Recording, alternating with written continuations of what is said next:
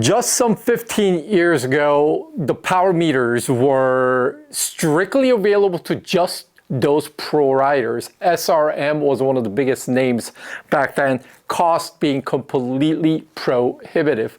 Now, fast forward to today, technology has evolved, trickled down and commoditized where it's now widely available to even just the mere mortals and weekend warriors like a lot of us. Now, of course, I chuckle as I say all this because I don't know why I need to measure my power output. I don't know, 95 watts for my VO2 max.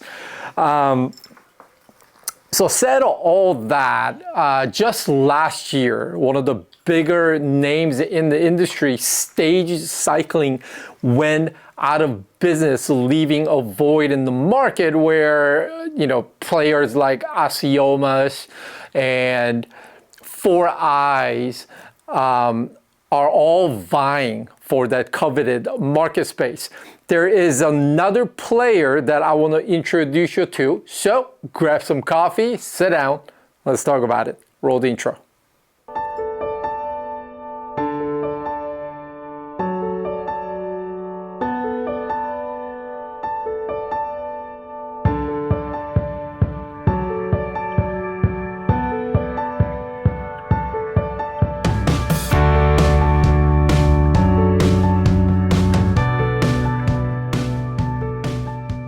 Hello everyone, how are you? This is yours truly, Diabetic Cycling, coming at you once again. Thank you for spending your time with me today.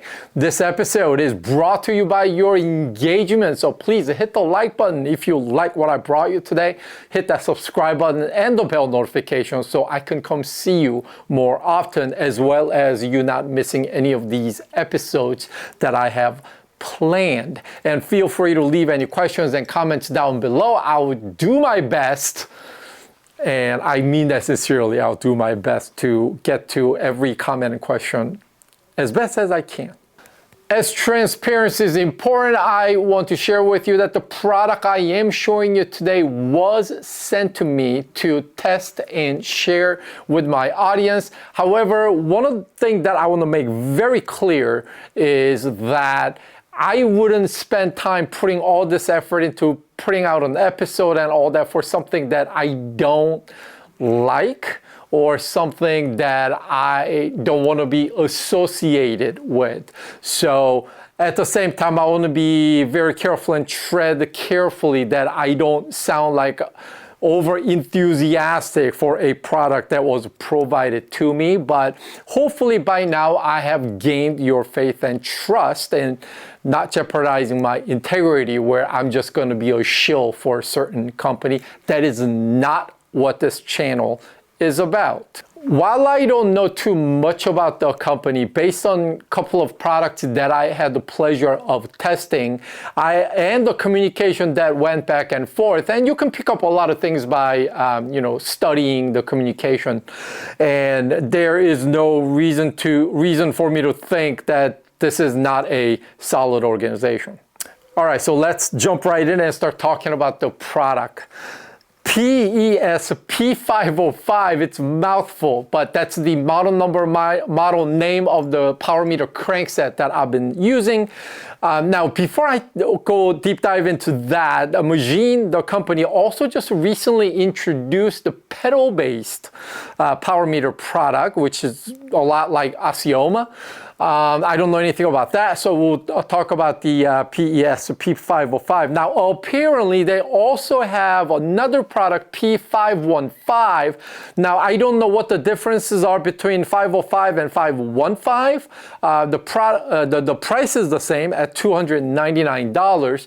And then they have another crank-based power meter product called QED. So QED is, by the way, double the cost in price. So I'm assuming that's a higher level product. But P505 I'm showing you, they show on their website as their base power meter product. So this is probably the entry level and just kind of get you in the door.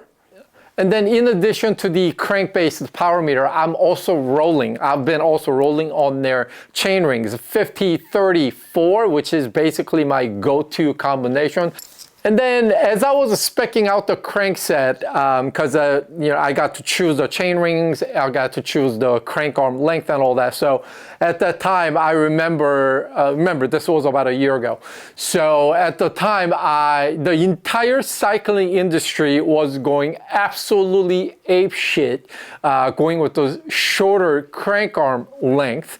So normally up till then, and even to this day, I ride 170 mil crank arm length, which depending on who you talk to, that might even be too long now, apparently. So at the time, I ordered 165 mil crank arm length. Now, however, today, if you ask Jonas Vingegaard, he's gonna tell you even 165 is about 15 mil too long, because he's been rolling on 150 mils. Now, professional riders, that's a whole another subject matter. We should, we, the weekend warriors, probably should never compare or be inspired. Well, you could be inspired, but try to mimic what the pro riders do, because our body composition is different, level of training is different. So many things contribute to this.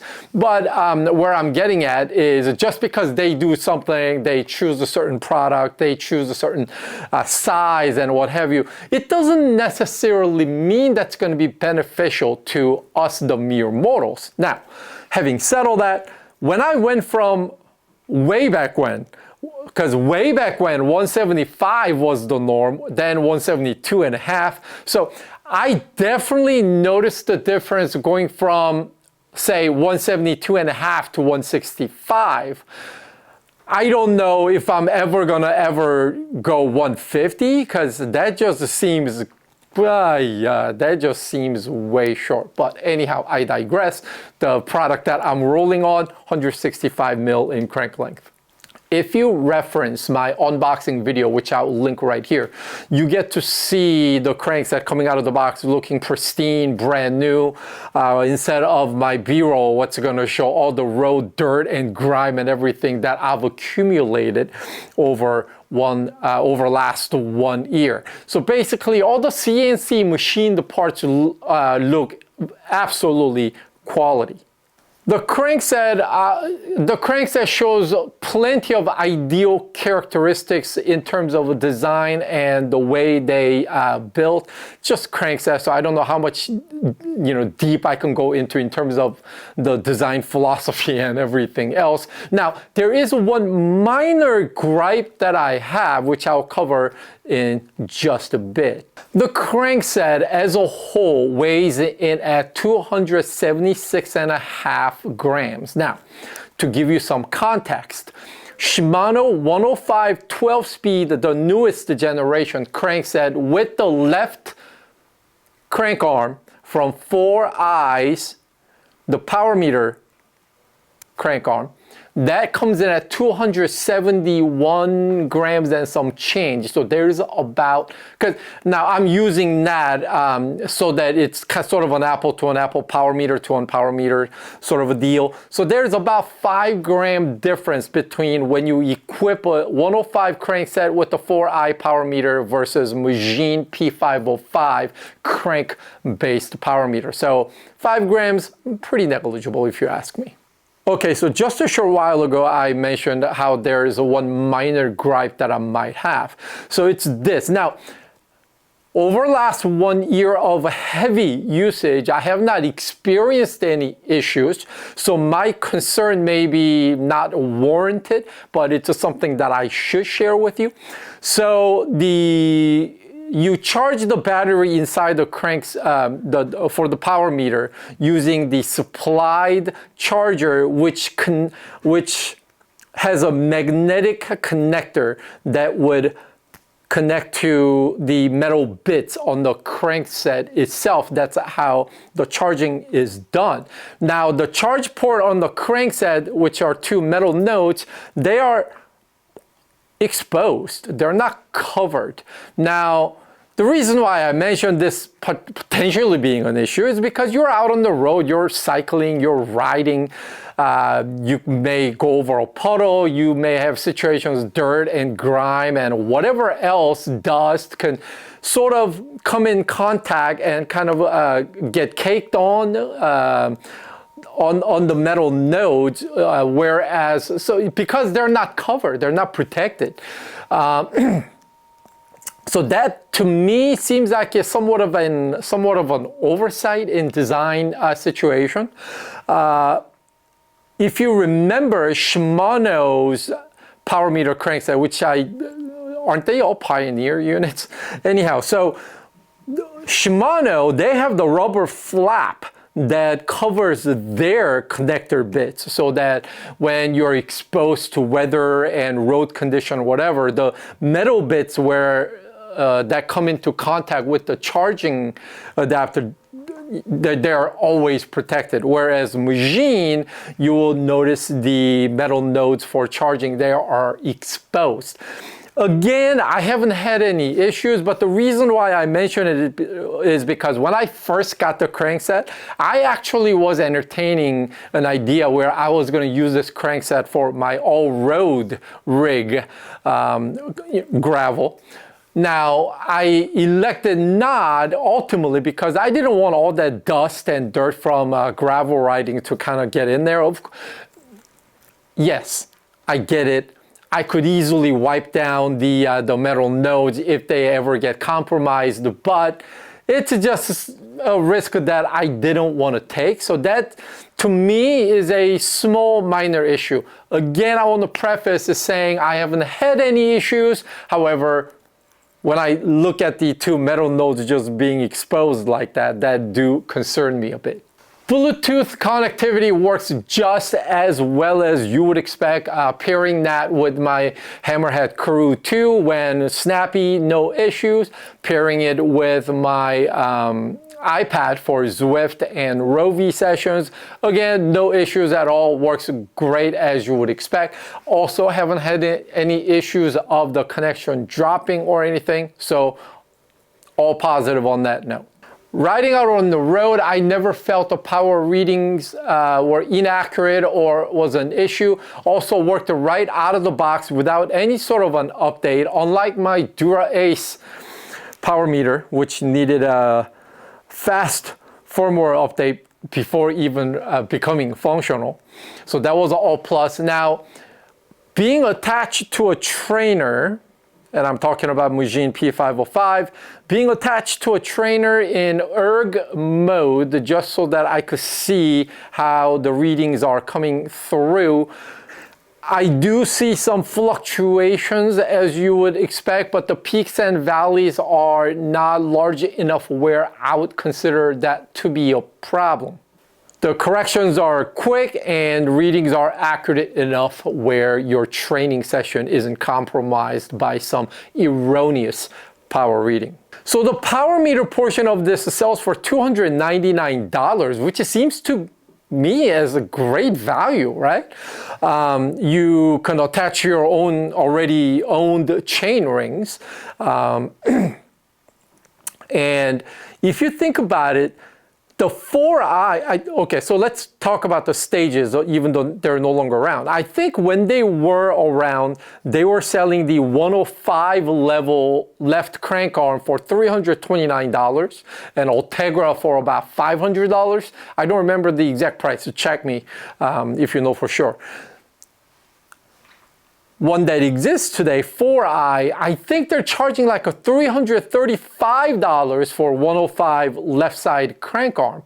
And obviously somewhere around $500, $550 for the Ultegra level left side crank arm, whereas this thing is $299. And either case, you're still using your own chain rings.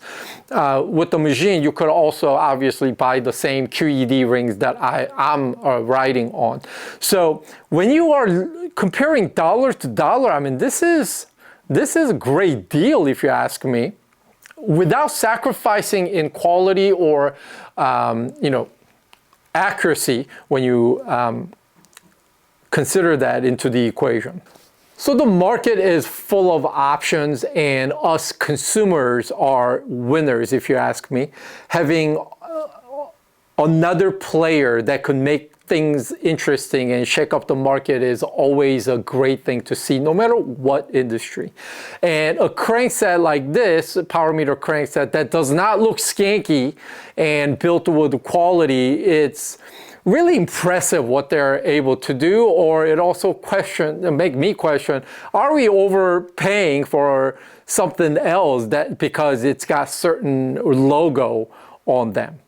Whether this Mujin P505 is from China or not, to me at this point, it's irrelevant, because it seems the product is extremely quality. I mean, I've pedaled on these things for last 1 year, took the bike everywhere, climbing a lot of mountains. And I really want to be careful when I speak positively about a product that was sent to me, because I don't want to, come on here and sound like a shill. But this is something that I could recommend to my friends.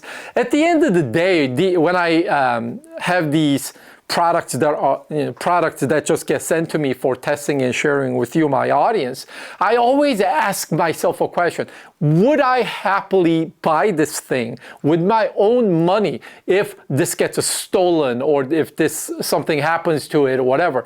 And the answer for this power meter crankset is resounding yes. I would not hesitate outfitting another bike of mine with their power meter crankset. Probably, although next time I'll probably try their higher end one. Apparently probably lighter too, I'm assuming.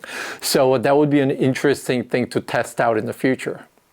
All right, well, that's it for this episode. Thank you so much for spending your time with me. I've been Diabetic Cycling. You've been awesome. Until next time, be safe out there. Keep the rubber side down, but mostly be good humans. I'm out.